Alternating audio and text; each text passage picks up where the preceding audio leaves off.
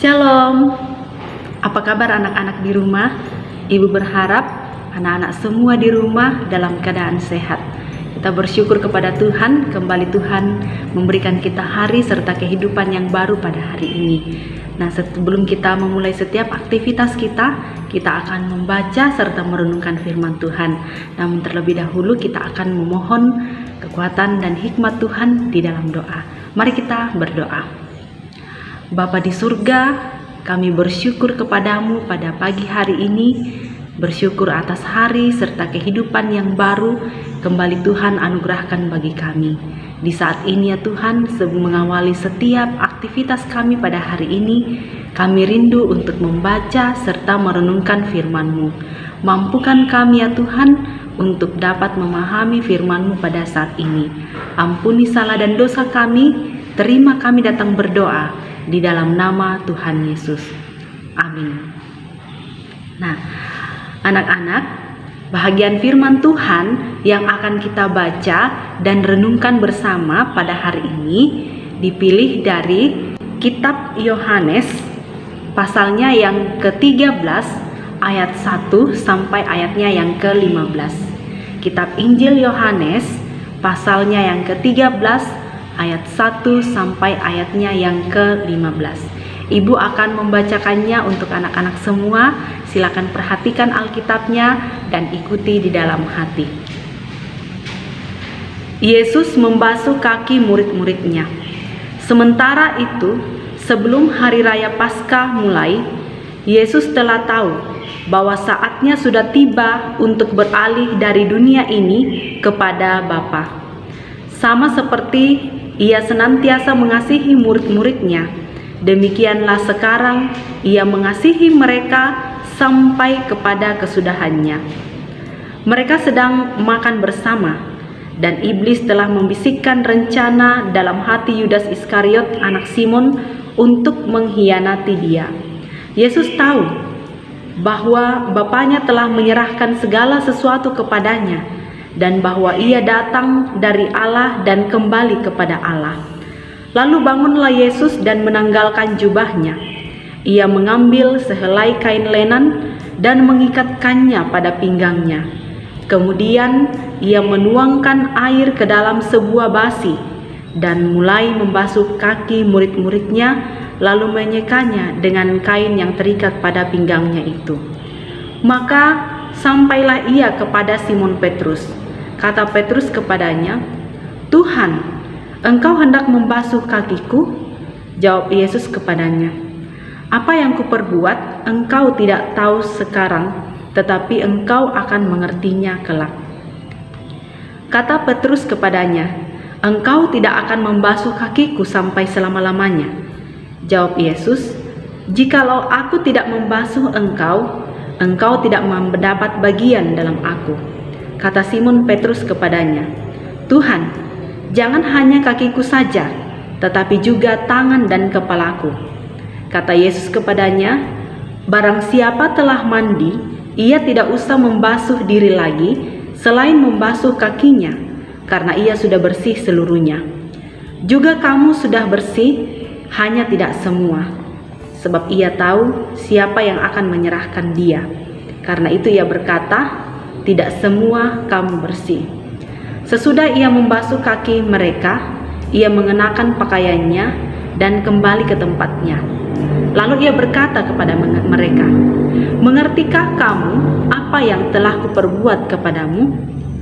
Kamu menyebut aku Guru dan Tuhan, dan katamu itu tepat, sebab memang akulah Guru dan Tuhan. Jadi, jikalau aku membasuh kakimu, aku yang adalah Tuhan dan gurumu, maka kamu pun wajib saling membasuh kakimu. Sebab aku telah memberikan suatu teladan kepada kamu, supaya kamu juga berbuat sama seperti yang telah kuperbuat kepadamu."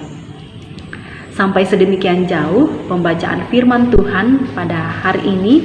Yang dikatakan berbahagia adalah setiap anak-anak Tuhan yang terus merindukan firman Tuhan dan melakukannya dalam sepanjang kehidupan mereka sehari-hari. Tema kita pada hari ini adalah titik terendah. Tadi dalam kisah yang kita baca, kita melihat apa yang dilakukan oleh Tuhan Yesus ya. Tuhan Yesus membasuh kaki murid-muridnya. Nah, tentang membasuh kaki atau pembasuhan kaki itu bukan hanya ada pada zaman Tuhan Yesus, melainkan kalau kita membaca kisah Perjanjian Lama, ya sebenarnya hal ini juga sudah dilakukan ya. Nah, kalau kita membaca kitab 1 Samuel pasal 25 ayat 41, di situ dikisahkan tentang Abigail ya. Jadi Abigail ini dijemput oleh hamba-hambanya Daud untuk diambil menjadi istri dari Daud ya. Nah, kita melihat apa responnya ya ketika dia ditemui oleh hamba-hambanya Daud ya. Di situ dikatakan bahwa lalu bangkitlah perempuan itu berdiri, sujudlah ia menyembah dengan mukanya ke tanah sambil berkata, sesungguhnya hambamu ini ingin menjadi budak yang membasuh kaki para hamba tuanku itu. Ya, jadi dari ayat ini kita melihat ternyata memang membasuh kaki ya itu sudah ada pada zaman Perjanjian Lama ya. Nah, membasuh kaki itu adalah pekerjaan yang dilakukan oleh seorang budak ya. Jadi membasuh kaki ini itu dilakukan oleh seorang budak. Ketika tamu tuannya datang, maka mereka akan membasuh kaki tuannya tersebut dan mengeringkannya dengan kain yang diikat pada pinggangnya. Nah, pembasuhan adalah hal yang umum dilakukan pada masa itu, terutama jika ada perjamuan atau pesta, di mana tuan rumah biasanya menyediakan budak untuk membasuh kaki para tamu. Tuhan Yesus dalam bacaan kita saat ini membasuh kaki murid-muridnya. Ia mengikat pinggangnya dengan kain, lalu membasuh kaki murid-muridnya. Setelah itu, dia menyekanya dengan kain yang terikat pada pinggangnya. Mengapa Tuhan Yesus melakukan hal tersebut? Kita melihat di sini bahwa membasuh kaki merupakan simbol kerendahan hati yang dilakukan oleh Tuhan Yesus ya. Tuhan Yesus ingin murid-muridnya meneladani sikap yang penuh kerendahan hati. Tuhan Yesus mau supaya murid-muridnya ya meneladani sikapnya yang penuh dengan kerendahan hati. Dia adalah Tuhan dan guru, tetapi ia melakukan apa yang seharusnya dilakukan seorang budak atau hamba. Hal ini bukan berarti bahwa dia menjadi budak atau hamba dari murid-muridnya, tetapi melalui pembasuhan kaki para murid-muridnya, Tuhan Yesus mau memberikan pengajaran yang penting kepada murid-muridnya. Kalau kita membaca kitab Markus ya pasal 9 ayat 35 khususnya bagian ya ayat 35 ya di situ dikisahkan ternyata para murid pada waktu itu sedang bertengkar ya. Mereka bertengkar tentang siapa yang terbesar di antara mereka. Nah, Tuhan Yesus tahu apa yang menjadi pokok pertengkaran mereka. Nah, di sini Tuhan Yesus mau mengingatkan mereka bahwa mereka semua sama ya. Tidak ada yang lebih tinggi dari yang lain. Tidak ada yang lebih terhormat daripada yang lain. Jadi tidak ada yang dikatakan dia lebih terbesar ya di antara para murid. Sedangkan yang lainnya itu tidak ada yang seperti itu. Tetapi Tuhan Yesus mau menunjukkan bahwa antara yang satu dengan yang lainnya itu harus memiliki sikap rendah hati. Tuhan Yesus juga mau memberitakan bahwa melalui kematiannya di kayu salib, Allah membasuh dosa kita. Ya, dalam bagian yang kita baca tadi, di situ diberitakan ya bahwa apa yang Tuhan Yesus lakukan, ya murid-murid itu tidak tahu, tetapi kelak murid-murid itu akan mengerti ya apa makna dari apa yang dilakukan oleh Tuhan Yesus ini. Tuhan Yesus dia adalah raja di atas segala raja. Dia adalah Tuhan yang berkuasa.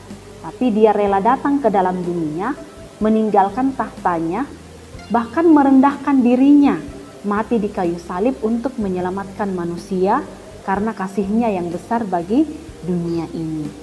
Ya, hal ini mengingatkan kita anak-anak untuk meneladani perbuatan Tuhan Yesus dalam hal melayani sampai titik terendah. Dalam sebuah pelayanan dibutuhkan kerendahan hati. Ya, kita harus menyadari bahwa kita semua sama di hadapan Tuhan. Karena itu kita harus saling menghargai satu dengan yang lain. Ya, di rumah ada ayah, ada ibu, ada kakak, ada adik, ya. Kita harus saling melayani, ya, satu dengan yang lain. Ayah dan ibu melayani anak-anak, ya, demikian juga anak-anak melakukan pelayanan yang sudah bisa dilakukan di rumah. Kakak jangan mengatakan karena saya kakak jadi saya harus dilayani oleh adik saya. Tidak seperti itu, ya. Tetapi kita harus saling melayani satu dengan yang lainnya, ya. Ketika kita memposisikan diri kita lebih di atas dari orang lain, maka kita tidak mungkin bisa untuk melayani mereka. Karena kita menganggap orang lain tidak layak untuk kita layani. Mereka yang seharusnya melayani kita. Demikian juga ketika kita menganggap diri kita lebih terhormat, maka kita akan menganggap kitalah yang pantas dilayani oleh mereka. Tuhan Yesus tidak hanya mengajar, tetapi ia sungguh-sungguh menghidupi ajarannya. Ia tidak hanya mengajarkan tentang pelayanan, tentang kasih, tetapi ia sungguh-sungguh menyatakannya dalam sepanjang kehidupannya ketika dia masih berada di dunia ini. Ia sungguh-sungguh menyatakan kasihnya. Ia tidak hanya mengajarkan pengampunan, tetapi ia sungguh-sungguh menyatakan pengampunan. Di saat ia disakiti, dihina, dicela, apa yang Tuhan Yesus lakukan? Ia bahkan mendoakan mereka. Mereka yang sudah menghina dia, menyakiti dia, ia tetap doakan. Ia ampuni dan dia doakan. Ya.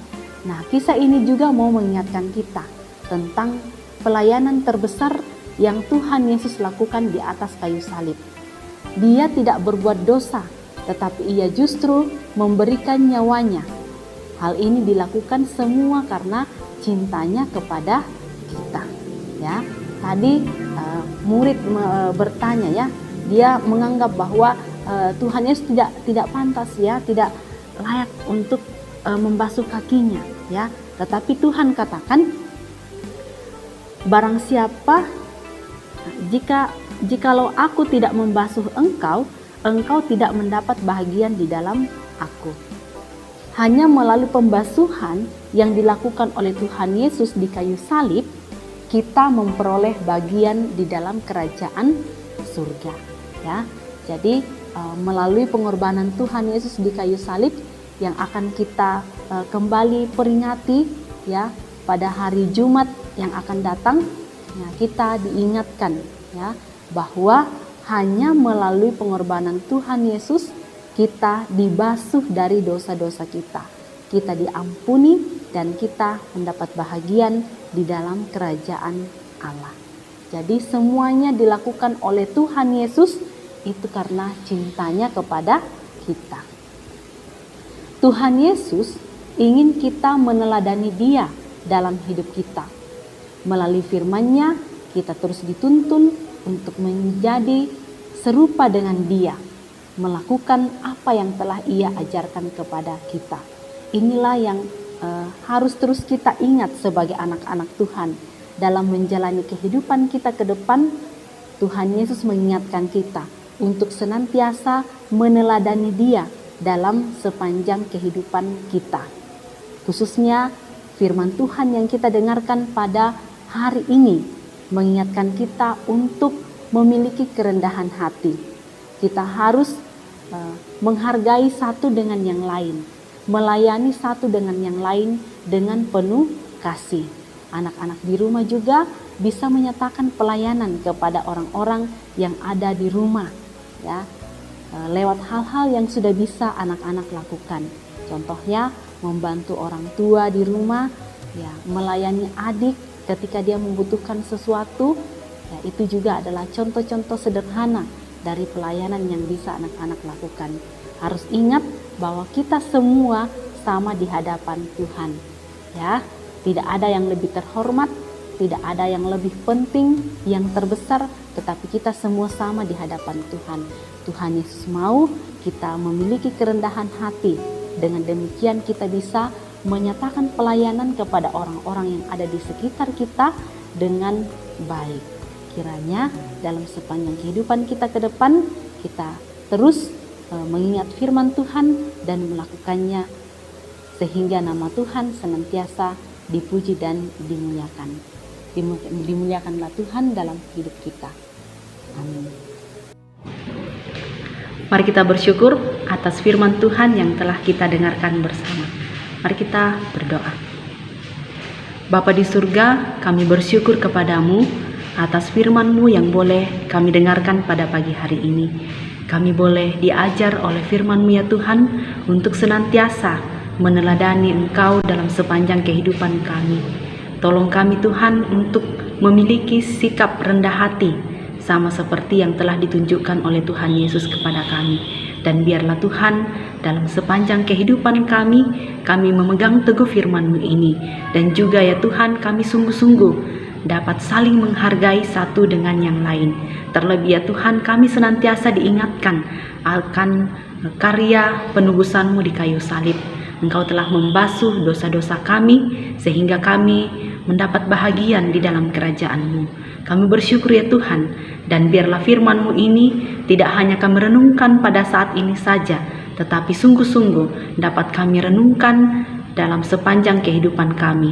Dan juga ya Tuhan, kami boleh terus menunjukkan sikap kami yang taat kepada Tuhan sebagai anak-anak-Mu. Bapa di sorga, kegiatan kami di sepanjang hari ini kami serahkan ke dalam tangan Tuhan. Kiranya Tuhan yang akan memberkati kami semua. Tuhan yang akan terus memberikan kami kesehatan, kekuatan, kemampuan, sehingga kami boleh menjalani hari ini dengan baik.